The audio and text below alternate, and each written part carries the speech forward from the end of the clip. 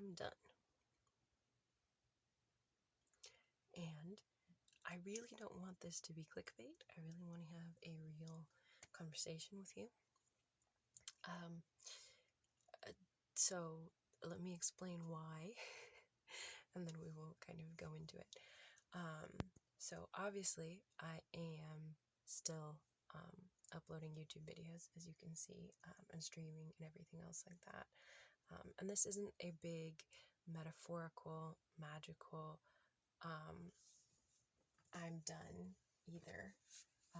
Like I'm done beating myself up or something like that, because I'm never, I never say never, but mental illness is what it is. But I'm done with like one of the biggest dreams of my life, and to tell you honestly, it's a little bit discouraging because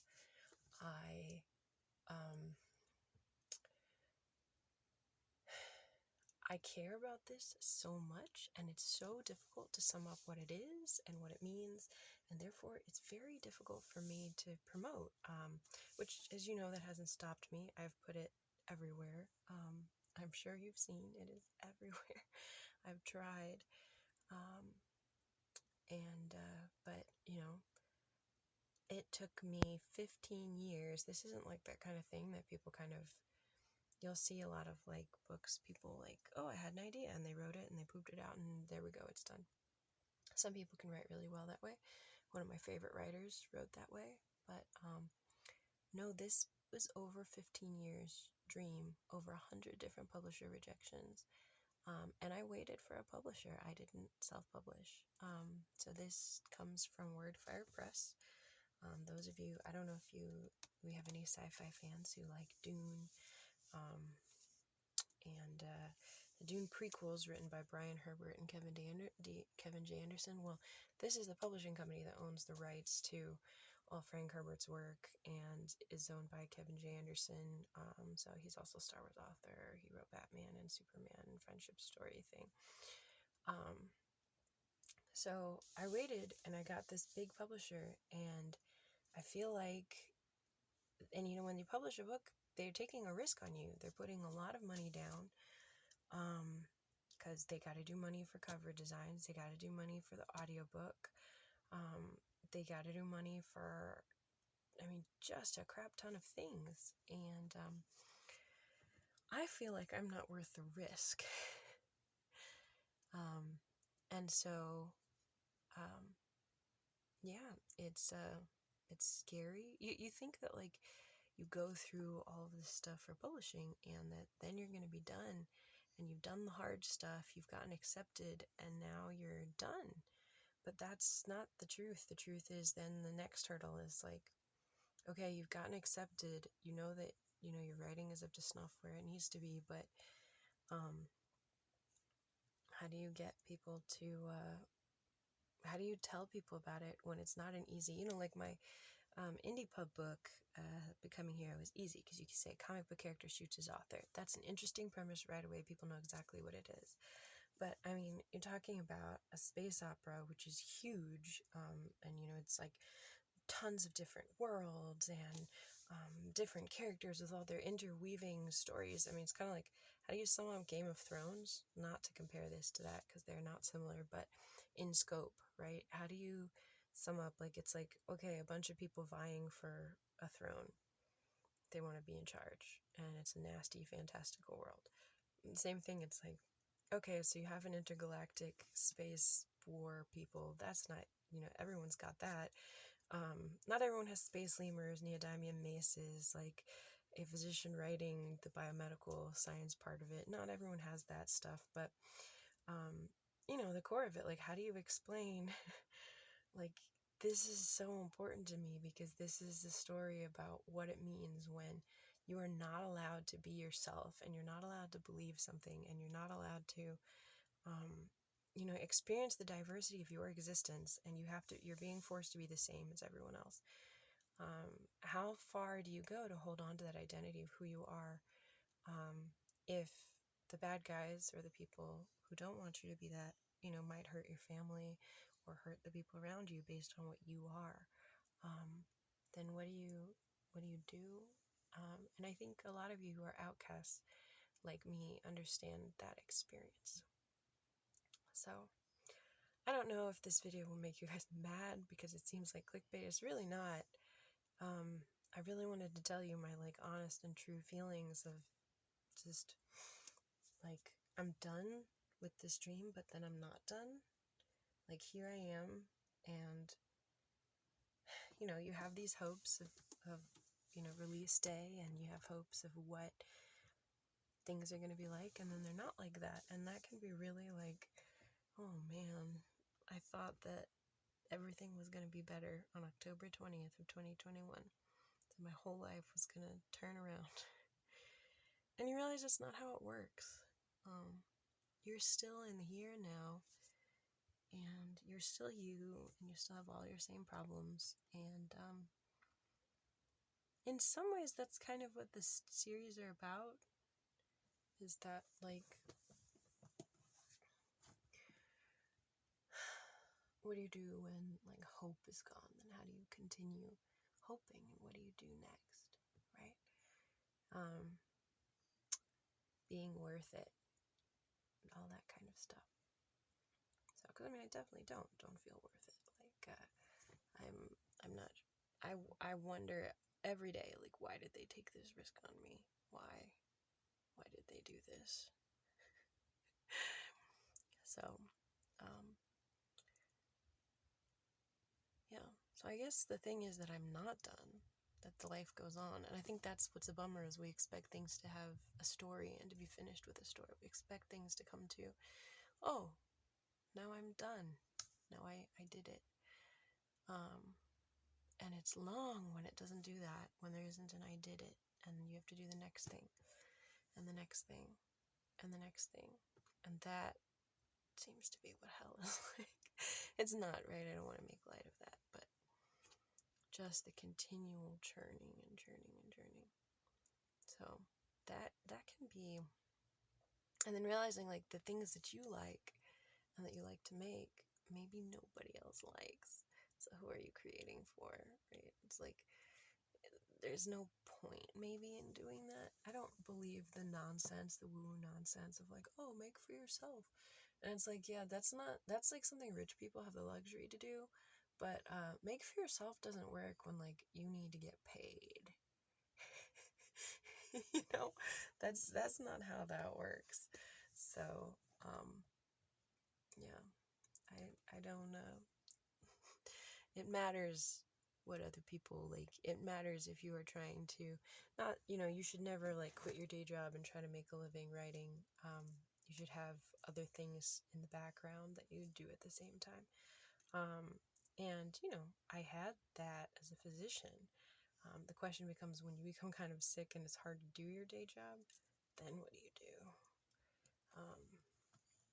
And it's all very overwhelming, and I chose a day job that is very difficult. It is very there's a lot to keep up with, and there's also a lot of like figuring out rules and regulations and expenses, and everyone like charges you out the ass for like every little thing. Every time you get licensed, you have to pay like several $100s, and it's like, I thought there was a physician shortage and you were supposed to want physicians, but like, you really make it so people don't want to get licensed across state lines and so forth if it's going to cost and cost and cost and cost and cost. For a 24-month renewal in Texas, it is almost $500. What if, so you can't see like mostly indigent patients, you have to see people who pay well. I don't know. I can't possibly imagine how that's gonna work for me. You know, somebody who's gonna be, you know, mostly doing things like telehealth and doing very limited schedules. And it's like, wow, so then what? Then what happens? And then you wonder also, like, you know, I've been trying my whole life, just like since I was 13, I've wanted to go to Paraguay and establish this clinic, and I've gone to Paraguay multiple times to prepare this. I've learned all kinds of wilderness and jungle medicine and things like that. And then like, what happens when you only have a couple hours a day to function? You know, maybe 4 or 5 hours a day, and then you're exhausted, and like going outside just makes you I had a good time at ArmadilloCon, like trying to promote stuff, but it was extremely discouraging. I'm extremely discouraged because there's so little that I could do, because I was tired all the time and I was in pain the whole time and I'm still recovering from it. Like, wow, you know,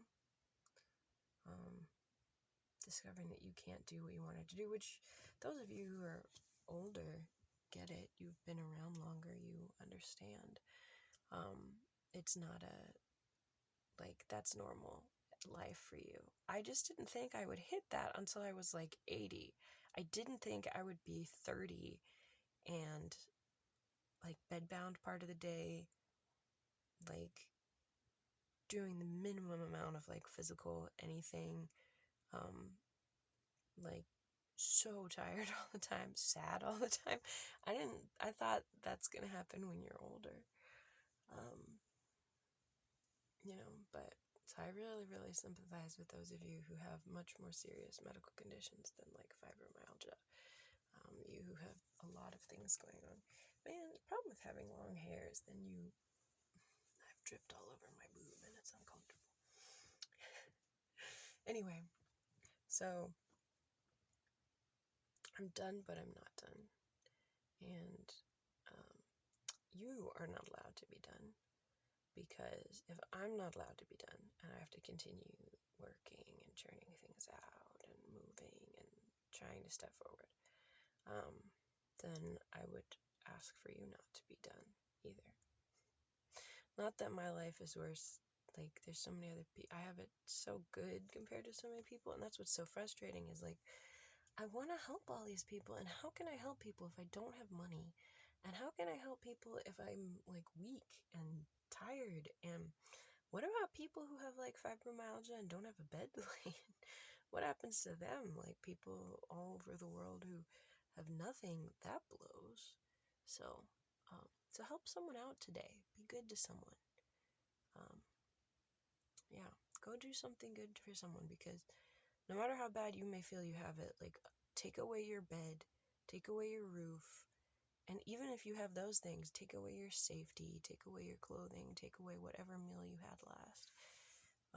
There's always somebody. I'm sure there's, like, because of the way we compare with different value systems, I think it's impossible for there to be one person who's, like, worst off of everybody, because we all have it bad in our own different ways, but there are definitely people who are worse off than I am, and definitely people that are worse off than you are, so let's be good to each other. This was supposed to be a promo to tell you to get this book, in case you didn't know that I made this book. I think most of you already know. A lot of you have already gotten it. There's going to be rewards for, if you share, email me the link to where you shared on Twitter, Facebook, and everything else, and I'll send you a free MP3. Okay? Or post in the comments where you shared, and I'll link to you a free MP3.